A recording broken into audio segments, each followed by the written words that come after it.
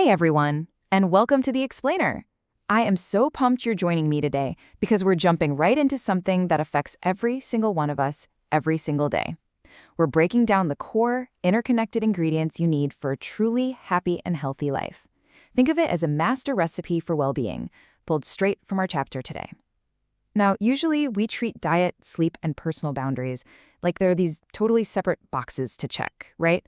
Well, today we're going to see how they actually rely on one another to build this incredibly strong, joyful foundation.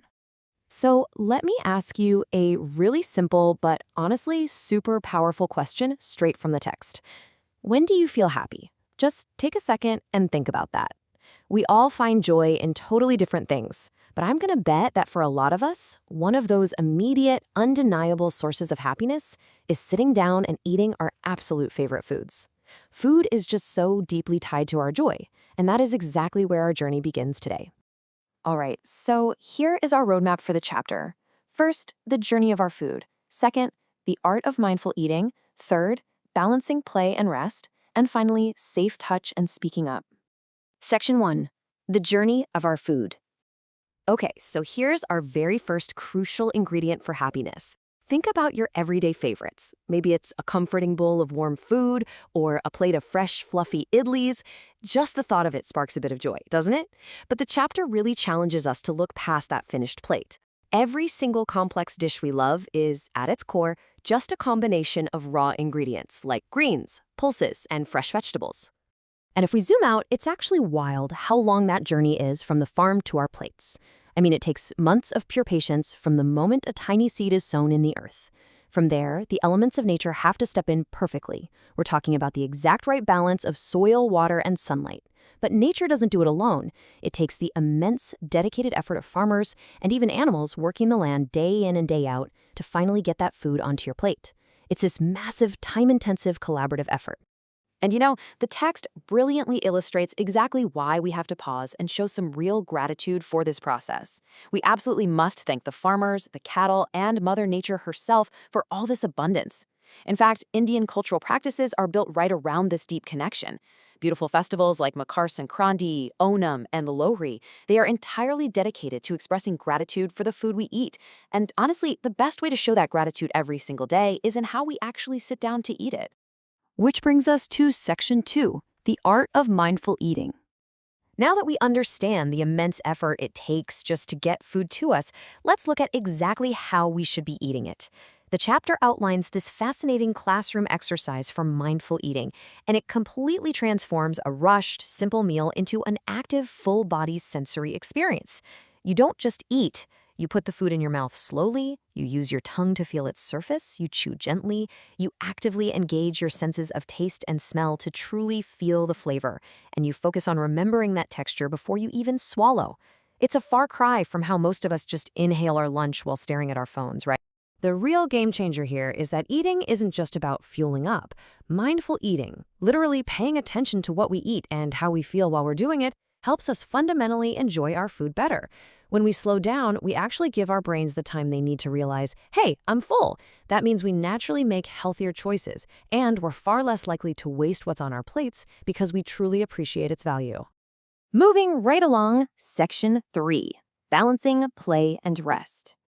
Okay, let's shift gears from the fuel we put into our bodies to the engine itself. I want you to pause and imagine this scenario from the text. What would happen if you exercised or played a whole lot, but you didn't sleep well after that? Think about the heavy physical toll of an incredibly active day filled with physical education games without giving your body the necessary recovery period it desperately needs to repair itself. The chapter powerfully contrasts these two outcomes. On one hand, getting enough sleep is literally like magic. It naturally washes away our tiredness, makes us feel incredibly fresh, and sharply improves our focus for the next day. On the flip side, sleep deprivation leaves us feeling tired, sleepy, irritable, and completely lazy. And let's be honest, we've all been a little grumpy without a good night's rest.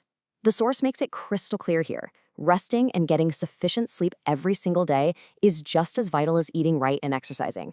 You simply cannot have one without the other. Section 4. Safe touch and speaking up. Taking care of your mind and body also means understanding your personal boundaries and knowing how to protect yourself. It is absolutely vital to recognize the stark differences outlined in this part of the chapter. A safe touch is defined as something that feels comforting and happy, like a warm hug from a family member. An unsafe touch, however, is one that makes you feel uneasy, scared, confused, or uncomfortable. And this is a super important point the text makes. An unsafe touch can come from a complete stranger, but it can also come from someone you already know. If there is one single thing you take away from this entire chapter, let it be this incredibly powerful quote. If you ever feel unsafe, speak up. If anyone ever makes you feel uncomfortable, it is always absolutely okay to say no. You do not have to endure it, and you never, ever have to feel guilty for setting that boundary. The text gives us exact, actionable steps to build a protective armor around ourselves. First, firmly say no. Second, remember not to feel guilty about it. And third, tell a trusted adult immediately. This could be your teacher at school or your parents at home. It's all about knowing you have a human shield, a solid support system that is there to keep you safe and healthy. So, bringing the whole shebang beautifully together, the chapter recommends a specific set of daily habits to keep both your mind and body joyful. Waking up early, getting some yoga or exercise in, eating a balanced diet on time, actively choosing to use a little less TV and mobile, reading a good book, and finally getting that peaceful sleep we talked about. This right here is your holistic blueprint for well-being. I want to conclude by challenging you directly with this final thought straight from the text. Which of these habits will you practice daily? Everything we've covered today, from appreciating the wild journey of your food and eating it mindfully, to balancing your activity with deep rest and confidently protecting your personal boundaries, is entirely in your hands. You've got the ingredients. Now it's time to actively build your own recipe for well-being, starting today. What's the very first ingredient you're going to add to your routine right now? Thank you so much for exploring this chapter with me, and I'll catch you next time.